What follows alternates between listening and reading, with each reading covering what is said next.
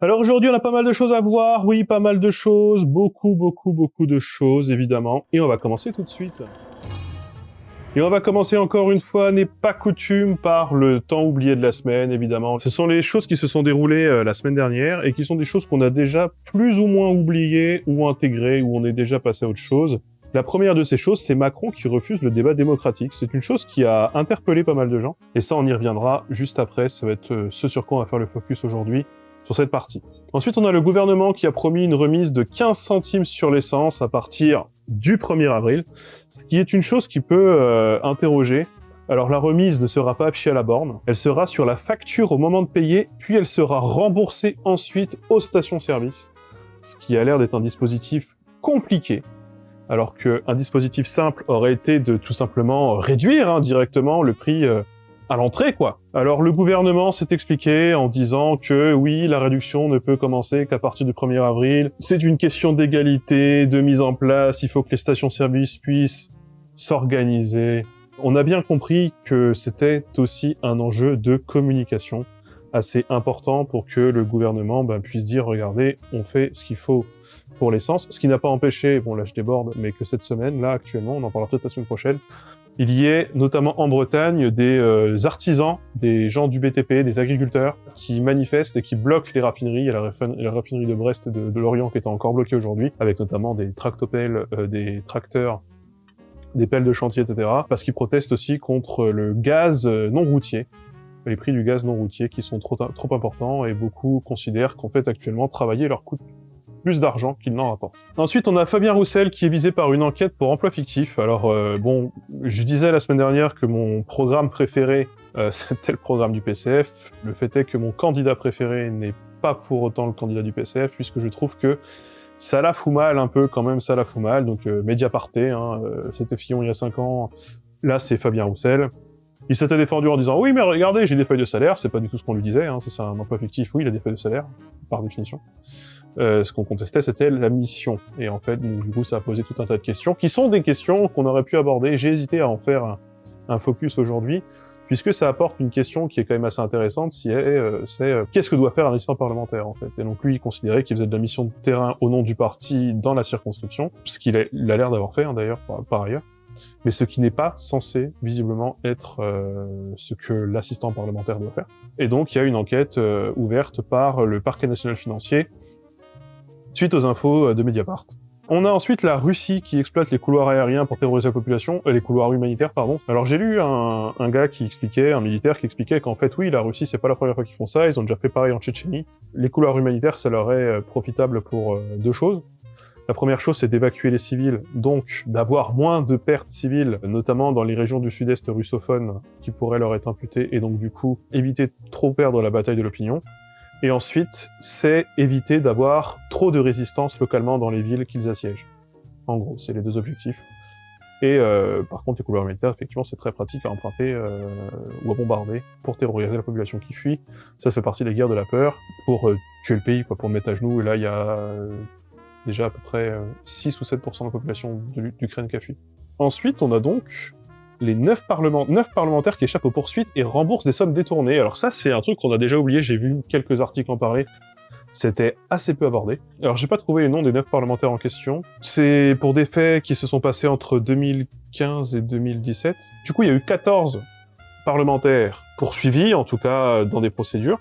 Et tout simplement, il y en a 9 qui ont décidé de rembourser des sommes allant de 6 707 €, j'ai noté, à 47 299 €. Et donc ça concernait des paiements de vacances, un achat de télé, ou des paiements de cotisation à des partis avec l'enveloppe parlementaire, ce qui a priori n'est pas autorisé. Il y a encore 5 parlementaires en procédure, dont le député Thierry Solaire, donc ex-LR mais désormais LREM, et surtout conseiller spécial d'Emmanuel Macron, qui est dans la sauce. On a eu aussi la fin des Jeux paralympiques, donc bon là pas grand chose à dire, à part que la France a fini 4e, et que les athlètes ukrainiens, qui étaient bien arrivés avant la guerre, vont rentrer en Turquie, puis en Pologne, mais pas du tout en Ukraine. En tout cas, peut-être pas tous. Certains oui, peut-être d'autres non.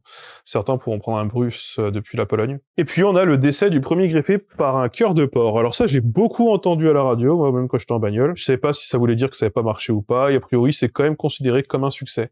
Donc aujourd'hui, nous allons faire un focus Un focus sur Macron qui refuse le débat démocratique. Donc, le débat de de TF1, pardon, qui a eu lieu lundi, si je dis pas de bêtises, n'avait pas encore eu lieu. C'est donc pas ça dont on va parler, mais par contre, la tenue elle-même du débat a beaucoup été débattue. Philippe Poutou, qui s'est exprimé en disant... On a un intérêt commun quand même à ce qu'il y ait un véritable débat, une véritable confrontation. Ça résout pas tous les problèmes démocratiques, évidemment, mais le fait que Macron se comporte comme ça, refuse de rendre des comptes, d'une certaine manière, sur le refus débat, c'est le refus de rendre des comptes. Puis même pour la population, pour les électeurs, on le sent bien, il y a besoin aussi d'assister à ces genres de choses-là, parce que c'est là où il y a des vérités qui peuvent sortir aussi quand même. Il y avait déjà eu des échos, comme quoi Macron refusait le débat, notamment à cause de Philippe Poutou, parce qu'il n'a pas envie qu'il lui arrive une 2017. Donc ça est l'une des raisons peut-être qui explique l'absence de Philippe Poutou, sous la pression des exigences de candidats comme Macron, mais peut-être aussi comme Le Pen ou autres, qui peut-être ont conditionné leur venue à la non-venue d'autres personnes, et les plus gros candidats sont forcément les plus favorisés. Ou Jean Lassalle qui considère qu'en fait il est un candidat de merde. De merde, oui. Comme s'il pouvait y avoir en France des candidats réels et des candidats de merde dont on n'a pas besoin. Donc je leur dis bravo, et je ne regarderai plus jamais de ma vie TF1.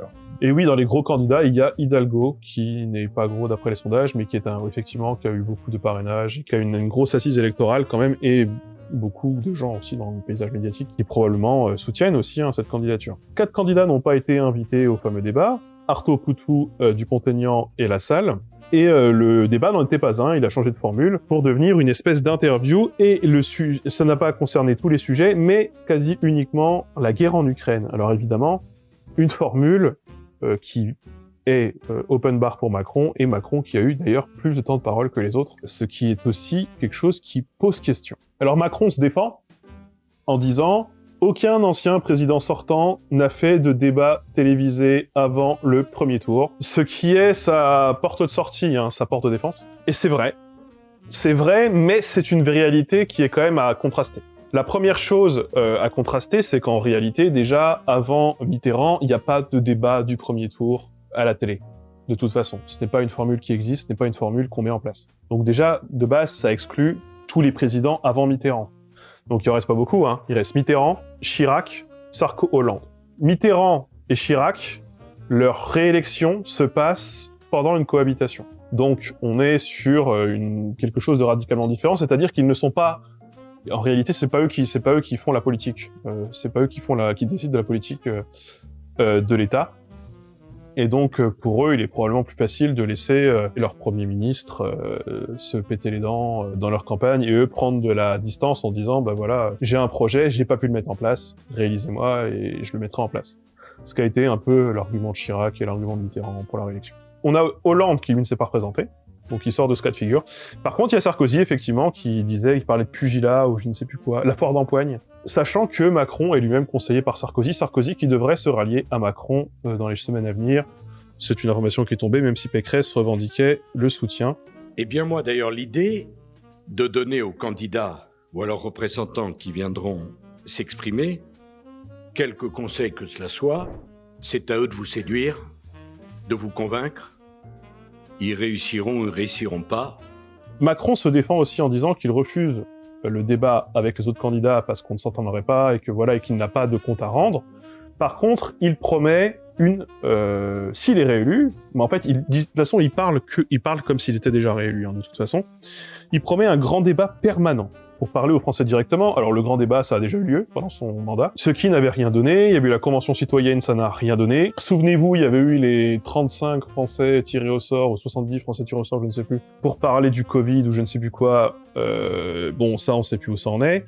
Donc ce genre d'initiative un peu à la con, elles n'ont jamais vraiment rien donné. Elles ont beaucoup été promises sous ce mandat-là, et elles n'ont jamais vraiment eu lieu. Ça a d'autant plus marqué les esprits que du coup, mardi dernier, on apprenait que Macron, lors de sa rencontre des Français à Poissy, on a découvert que le grand débat, c'était le nom qu'il avait donné, eh bien en fait, ça n'était pas du tout un grand débat libre. Ça avait été préparé avec des gens qui avaient été choisis pour, qui avaient été castés, et les invités avaient été, il y avait 250, eux-mêmes choisis par l'organisateur du débat, qui est un ami du président de la République. Et parmi les questions choisies par l'organisateur, aucune ne concernait le pouvoir d'achat ou l'immigration. Le premier, c'est pourtant le premier thème de campagne voulu par les Français. C'est le premier enjeu de campagne, c'est la première préoccupation des Français actuellement. Et l'immigration, c'est le premier marronnier de la droite. Ce sur quoi Pécresse essaye notamment de se distinguer, mais aussi évidemment Zemmour et Le Pen. Ce qui a mis la puce à l'oreille, c'est que du coup ça a été capté, il y a eu une captation vidéo. On peut y voir ceux-ci qui sont littéralement des feuilles de Français libres venant discuter, soi-disant aucun n'a voté Macron, ils parlent en toute liberté, questions sans filtre, etc. Sauf qu'en réalité, les questions sont écrites, sont préparées, les sujets sont préparés et les questions sont récitées à la virgule près. Donc bon, moi je trouve que cette élection présidentielle n'en est pas une, ou en tout cas a de faux airs d'élection, puisque en fait on a des candidats qui ne se croisent pas, ou très rarement, ou très peu. On a des émissions qui sont d'ailleurs assez peu suivies, on a assez peu d'émissions politiques, on a le débat qui est obscurci par évidemment la guerre en Ukraine. En fait c'est un sujet sur lequel Macron a profité d'un effet drapeau, ce qu'on appelle un effet drapeau. Donc l'effet drapeau, c'est l'hypothèse selon laquelle, quand il y a une crise internationale, typiquement la guerre, les citoyens se rangent derrière le chef de l'État en fonction. Et Macron a pris 8% dans les sondages en ne rien faisant, ne faisant pas campagne, juste parce qu'il a fait 3 photos au téléphone avec Poutine et parce qu'il s'est posé en sauveur de l'Europe. Et d'ailleurs, il a notamment axé son tout début de campagne, c'était il y a 2 semaines, avec cette rhétorique qui est « réalisez-moi puisque je suis le seul qui parle à Poutine et que si jamais vous me réalisez pas, eh bien, il va y avoir la guerre en Europe, quoi. Il y aura personne pour mettre d'accord l'Ukraine et la Russie. Je suis le seul qui peut le faire. » Alors qu'en réalité, il a d'assez mauvais résultats là-dessus. Il y a eu pas mal de couacs de communication tout au début de la guerre, si vous vous souvenez. Je ne vois aucune différence entre la tentative de débat de Macron et la tentative de rapprochement de Zemmour dans une station essence. Oui, puisque Zemmour a fait ça aussi avec je sais plus si c'était un militant ou un maire de commune. Donc ouais, juste pour dire que moi je me suis exprimé là-dessus et je trouve que on nous vole un peu le débat démocratique. Alors, j'ai vu les arguments que vous avanciez pour certains de dire que en fait, une confrontation à 12 c'est pas un débat, on ne comprend rien. Oui, mais en même temps, une interview sans contradiction, sans pouvoir opposer des visions différentes à un même problème, à une même problématique, c'est la mort du débat pour le coup, littéralement. Il n'y a plus de débat. C'est une interview. Si ce sont des journalistes qui posent des questions, qui doivent rebondir et qui se font embobiner...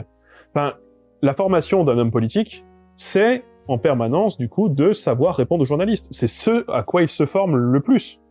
Mettre des politiques en face de journalistes, ça n'aura jamais, évidemment, la même gueule que mettre des politiques en face des politiques. Et même si ça tourne au pugilat, et même si ça tourne à la confrontation, d'une part, tout le monde n'est pas obligé de venir, même si je pense que tout le monde devrait être là, tous les candidats devraient être là, quels qu'ils soient, tous.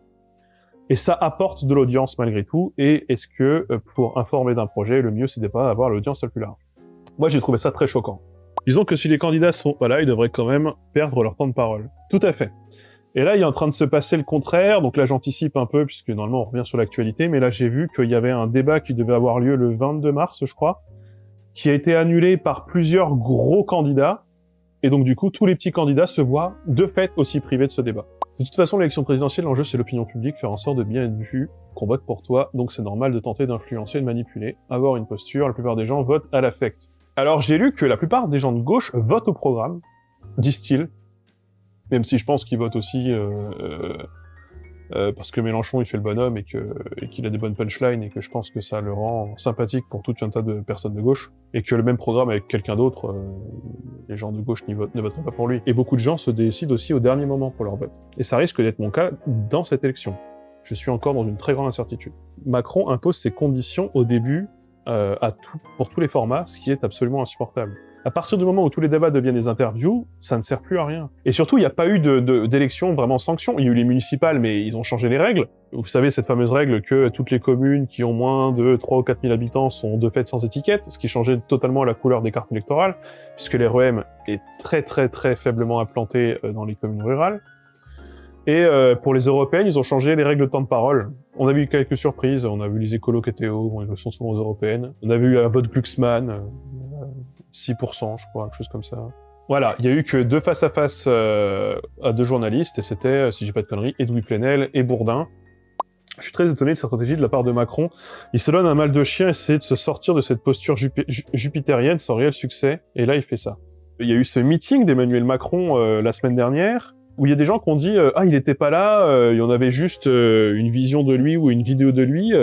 C'est comme quand on va à la messe, Jésus n'est pas là, mais on le ressent. Je sais plus quelle était la formulation précise. Et donc du coup, il était passé de Jupiter à le Messie, quoi. Et ce qui est assez effectivement choquant, je trouve. Hein. Dans une élection présidentielle, il est évident que la personnalité du candidat rentre en ligne de compte, même si ça ne devrait pas être aussi important. Là, sinon, il faut changer le système tout entier. Oui, mais en fait, je suis pour, moi, qu'on ait au moins le retour du Parlement en force et pour qu'on change le système. En fait, je pense que, déjà, on retirerait beaucoup des problèmes qu'on rencontre actuellement dans cette campagne électorale, notamment le désintérêt qu'elle suscite auprès des Français, si un président n'était pas candidat à sa réélection. Ça éviterait le revirement auquel on est en train d'assister sur la nouvelle politique qui est promise par Emmanuel Macron. Je pense que ça pourrait être une réforme. Et là, il y a des discussions chez l'REM pour peut-être passer à 3 mandats.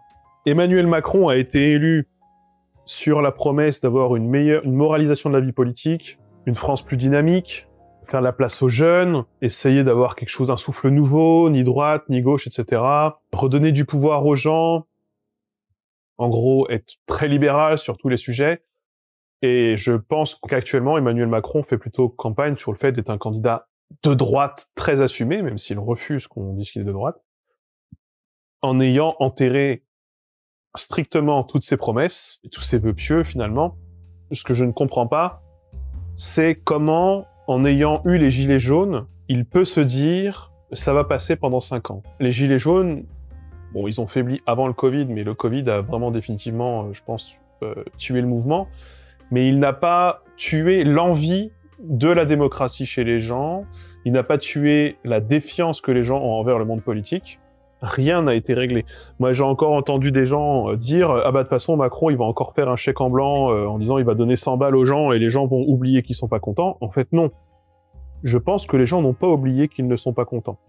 Je pense que beaucoup n'iront pas voter. Ou ce sera un vote peut-être un peu dilué chez différentes formes de contestataires, etc. Je pense qu'on va, il va être élu, hein, pour moi, hein, je pense qu'on va quand même devant un mouvement social qui sera probablement très important, teinté d'un conflit international, et surtout d'un problème qu'on va aborder juste après, qui est le coût de la vie.